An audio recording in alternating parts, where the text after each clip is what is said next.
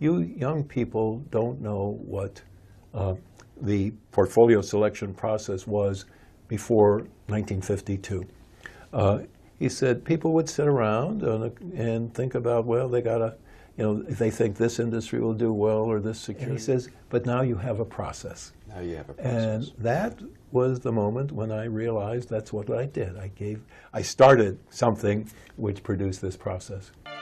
In Peter Bernstein's landmark book on the history of modern finance, the book called Capital Ideas, Peter writes, the most famous insight in the history of modern finance and investment appeared in a short paper titled Portfolio Selection.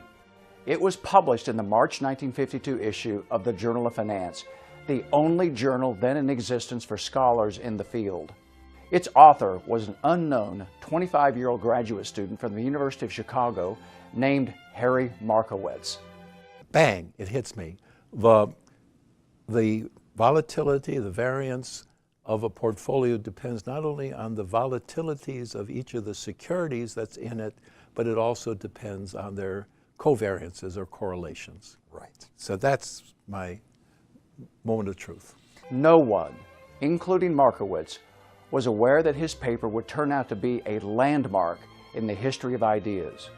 Although his achievements would earn him a Nobel Prize in Economic Sciences 38 years later, the paper languished for nearly 10 years after publication, attracting fewer than 20 citations in the academic literature until after 1960. By that time, Markiwitz had written his dissertation on the subject and had converted it into a full-length book. The simple title and the brevity of the article disguised its extraordinary intellectual density and originality. Thus was born, and famously named later, modern portfolio theory. Most investment choices involve a trade-off between risk and reward. The Efficient Frontier is a modern portfolio theory tool that shows investors the best possible return they can expect from their portfolio given the level of volatility they're willing to accept. The chart here demonstrates this influential concept. The vertical axis represents an expected rate of return. The horizontal axis signifies the investor's risk tolerance. The frontier is the line curve, which shows the potential yield of portfolios given their degree of risk. Optimal portfolios should lie on this curve. Any portfolio that falls below the frontier curve represents a less than ideal mix of investments, because for the same risk, one could achieve a greater return. Any portfolio above this curve is impossible. Take Chris, who owns Portfolio A. Currently, his investments generate a combined yield of 8%. Based on the Efficient Frontier, however, Chris can be achieving the same level of return with a considerably safer mix of investments if he owned Portfolio B. Both portfolios offer the same level of return, but Portfolio B has a lesser risk. The job of investment advisors who use modern portfolio theory is to identify a basket of securities that gets as close as possible to the frontier. We're on the brink of a very important set of results that I think will change your perspective permanently on risk and expected return. Remember, we looked at this trade-off between expected return and volatility. And we made the argument that when you combine a bunch of different securities that are not all perfectly correlated, what you get is this bullet-shaped curve in terms of the possible trade-offs between that expected return and riskiness of various different portfolios. So every single dot on this bullet-shaped curve corresponds to a specific portfolio or weighting, or vector of portfolio weights, omega, okay? The way we got it was from taking different weighted averages of the securities that we have access to as investments, right? So every one of these points on the bullet corresponds to a specific weighting. As you change those weightings, you change the risk and return characteristics of your portfolio. So the example that I gave after showing you this curve where I argued that the upper branch of this bullet is where any rational person would want to be. And by rational, I've defined that as somebody who prefers more expected return to less, and somebody who prefers less risk to more, right? Other things equal. So if you've got those kind of preferences, then you want to be in the northeast. You want to be as northwest as possible.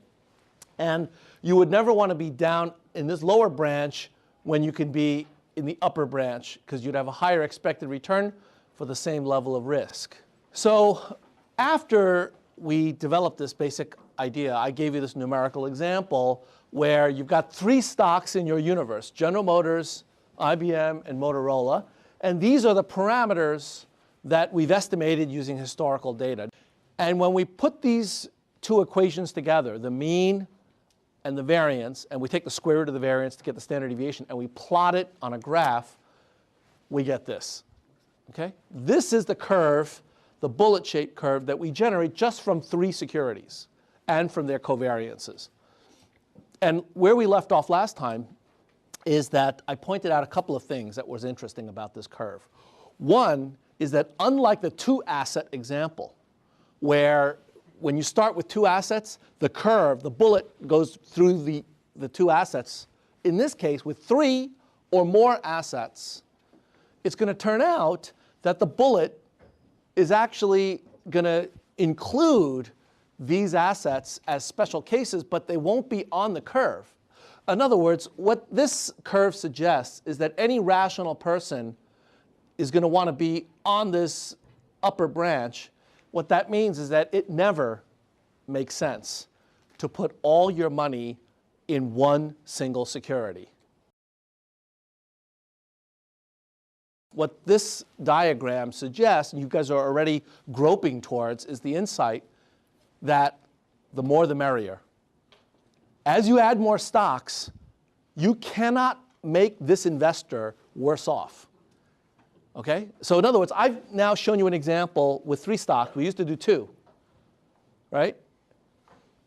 Is it possible that by giving you an extra stock to invest in, I've made you worse off?